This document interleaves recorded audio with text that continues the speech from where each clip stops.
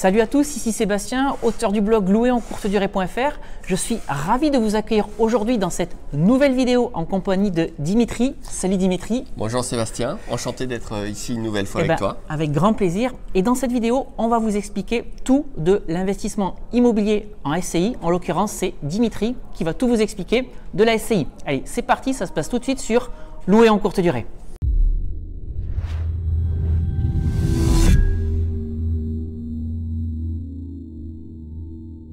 Alors Dimitri, merci d'être présent dans cette vidéo. Avant qu'on aborde la thématique de la SCI ou des SCI, est-ce que tu peux dans un premier temps te présenter, nous expliquer ce que tu fais dans la vie? Bien sûr, Dimitri Boujard, avocat investisseur, avocat en droit immobilier, en droit bancaire et investisseur immobilier. Donc effectivement, l'une de mes thématiques préférées, c'est la société civile immobilière. D'accord. Alors je suis vraiment heureux de t'avoir aujourd'hui parce qu'il y a énormément de personnes qui me contactent, elles ne savent pas s'il faut investir en nom propre, s'il faut investir en société. Et lorsqu'on se pose la question de la société, il y a tout de suite la question de la SCI qui arrive rapidement. Voilà, est-ce que tu peux nous expliquer pourquoi choisir une SCI, dans quel contexte et quels sont les deux types de SCI qui existent? Alors effectivement, il y a énormément de raisons pour lesquelles on peut utiliser une SCI. La première chose à faire, c'est de se demander quel est le projet global. D'accord ? Il ne faut pas se dire je vais créer une SCI parce que ça a l'air sympa et puis en plus c'est super à la mode. Donc la première attitude vraiment à bannir, c'est d'abord partez de votre projet immobilier. Voyez quels sont vos objectifs pour mettre en place la stratégie et arrive ensuite l'outil assez fabuleux qu'est la société civile immobilière. Alors, comme le disait Sébastien à l'instant, il y a effectivement deux grands types de SCI qui sont deux dérivés d'une même base, c'est-à-dire qu'on va simplement changer de régime fiscal. Donc, on aura la SCI à l'IR, l'impôt sur le revenu, qui est le principe de la transparence fiscale pour toutes les SCI, et on aura également, sur option, la SCI à l'impôt sur les sociétés. D'accord. Alors avant qu'on rentre dans le détail, pourquoi est-ce qu'on doit faire le choix d'une SCI? Tu le disais à juste titre, voilà, il y a des personnes qui montent une SCI ou qui achètent un SCI peut-être par juste effet de mode entre guillemets, ce qui est une bêtise. Qu'est-ce qui peut faire qu'on a besoin d'une SCI? Alors, je vais donner quelques exemples, c'est ce qui est le plus parlant. Donc typiquement, vous montez sur un projet et vous vous rendez compte que votre financement va avoir un peu de mal à passer parce que pour diverses raisons.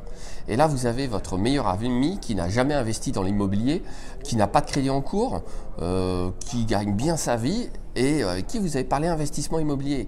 Et là, vous vous dites « Ah mais attends, j'ai une super idée, tu sais quoi? On va créer une SCI tous les deux. » Alors, suivant des modalités à définir. Et puis, moi, je m'occupe de tout. Mais toi, comme tu as un bon dossier, un bon scoring bancaire, moi, j'ai un petit peu de mal à avancer sur mon projet. Donc, c'est simple. Moi, je préfère avoir 50% de l'achat d'un immeuble ou d'un appartement qui va générer de l'argent pour moi tous les mois. Et toi, tu as 50% également, tu me fais confiance, ça marche très bien. Et je préfère prendre juste 50%, mais par contre réussir à faire le projet. Donc ça, c'est déjà un excellent moyen de dépasser certaines limites en s'associant avec des partenaires de confiance. Je parlais du meilleur ami, ça peut aussi être dans certains cas de la famille. Bien sûr, exactement. Donc ce qui revient à dire, c'est qu'on profite de la capacité d'emprunt de notre partenaire. C'est l'effet de levier, c'est multiplié par deux.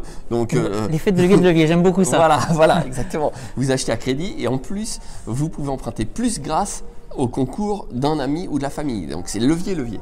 Donc il y a une limite, on peut monter une SCI à 1? Non, il faut être au moins 2, c'est ça? Il faut être au moins 2. Alors certaines personnes ont une petite astuce. Elles créent par exemple une société d'exploitation unipersonnelle sous forme de SASU. Elles donnent une part ou, suivant les possibilités, elles mettent en majorité la SASU. Elles ont une part ou alors la majorité des parts. Mais donc concrètement, on peut quasiment se faire une SCI tout seul dès lors qu'on a une activité à côté à son nom. D'accord. Donc ou deux personnes physiques ou une personne physique et une personne morale. Exactement. Deux personnes morales, c'est possible? Deux personnes morales, c'est possible. Et oui, mais par contre, le gérant sera une personne physique. D'accord, ok. Là, en matière de SCI, il faut veiller non plus à pas trop complexifier les choses. D'accord, ok. Ok, donc très bien pour les raisons qui peuvent pousser à monter une SCI. Maintenant, quels sont les deux types de SCI? SCI à l'IR, à l'IS. Pourquoi l'IR? Pourquoi l'IS? Alors, juste, je vais rappeler IR pour impôt sur le revenu, IS pour impôt sur les sociétés. Exactement. Donc, l'impôt sur le revenu.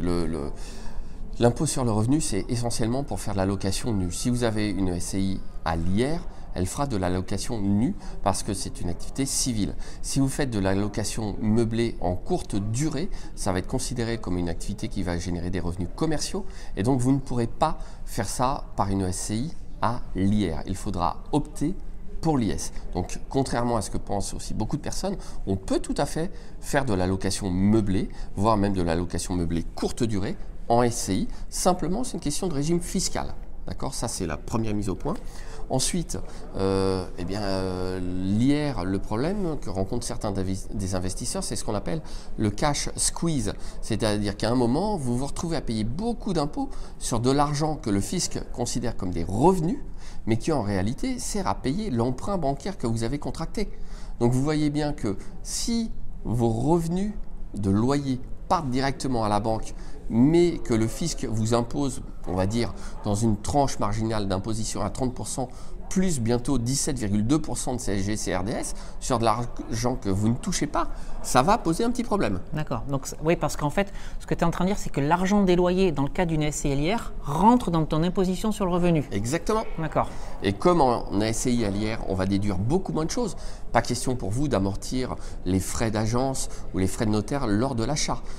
À l'IR, on déduit beaucoup moins de choses et on n'amortit même pas le bien.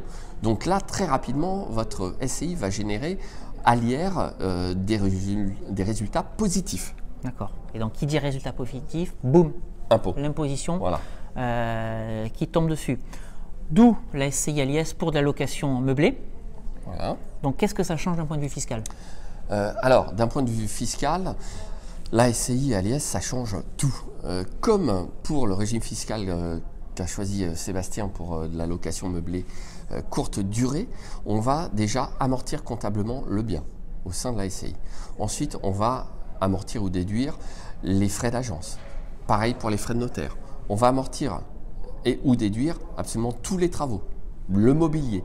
Donc, on va générer un déficit fiscal pendant des durées qui varient de 5 à 7 ans, alors même qu'on va encaisser l'argent. Voilà. Donc, la durée en fait de déficit fiscal, elle va dépendre du type d'exploitation, parce que du type d'exploitation dépend le montant des revenus locatifs. Et donc, plus les revenus vont être faibles, plus la durée d'exonération d'impôt va être importante, et à l'inverse, plus les résultats, alors si je dis pas de bêtises, parce que je ne sais plus trop ce que j'ai dit, plus les loyers vont être importants, plus on va ramener cette durée d'exonération fiscale proche de, c'est exactement ça. de quelques années. C'est exactement ça. Alors, mais encore plus intéressant, évidemment, avec la SCI à l'IS, c'est qu'on peut, grâce à ce système, éviter le problème de cash squeeze que j'évoquais à l'instant. C'est-à-dire que, imaginons, vous avez un petit immeuble avec 10 appartements loués en nu. Si vous contractez un emprunt en nom propre pour l'acheter, au bout de 3-4 ans, vous avez le problème d'imposition sur les loyers. Si vous l'achetez en SCI à l'IS, c'est tout à fait possible. Simplement, bien que les appartements soient loués en nu, c'est le régime fiscal à l'IS qui va prévaloir. Donc ça vous permet d'acheter du nu, mais de bénéficier d'une imposition beaucoup plus favorable. Alors, tout n'est pas rose, hein. À un moment ou à un autre, il faut payer de l'impôt. Donc là où le fisc va vous rattraper, c'est à la sortie, puisque à la sortie, lorsque la SCI va revendre l'immeuble qui aura été comptablement amorti, vous allez payer plein pot une plus-value sans abattement. Parenthèse, l'immeuble, ça correspond à l'appartement, c'est du langage juridique. Hein. Non, en fait, je parlais vraiment d'un immeuble de îlot, typiquement, autant pour avec moi. 10 appartements, mais en langage juridique, l'immeuble, ça peut aussi désigner un seul appartement. Okay. Là, je parlais d'une opération un petit peu plus importante. Non, c'était bon. Et donc, vous allez payer de la plus-value professionnelle sans exonération pour durée d'abattement, contrairement à de la détention en nom propre, en LMNP, où là, vous bénéficiez de l'exonération pour durée de détention du bien. Donc, c'est une différence majeure. Et typiquement, même après ça, une fois que l'immeuble est vendu, il faut bien que la SCI vous reverse l'argent. Donc, vous allez de nouveau être imposé sur les dividendes. Alors, à des taux qui varieront, il est impossible de prévoir l'avenir. En revanche, la SCI à l'IS est donc une excellente solution pour se constituer du patrimoine, car vous engrangez le cash à l'intérieur il est exonéré d'impôts pendant très longtemps et vous pouvez évidemment renouveler les opérations si cette première SCI est rentable. À titre personnel, en tant que spécialiste de la SCI, je recommande d'avoir quasiment autant de SCI que de biens dès lors qu'ils sont d'une certaine valeur. On ne va pas acheter un parking avec une SCI puis acheter un deuxième box avec une SCI, ça n'aurait pas de sens. Si vos immeubles et vos biens immobiliers appartements ont une certaine valeur, là vous pouvez commencer à avoir plusieurs SCI parce que ça vous permettra, in fine, si vous trouvez un acheteur intelligent, de lui revendre les parts de la SCI et là, de nouveau, petite astuce fiscale, vous bénéficierez d'un abattement pour durée de détention des parts. D'accord, ok. Donc il y a plein d'astuces en fait.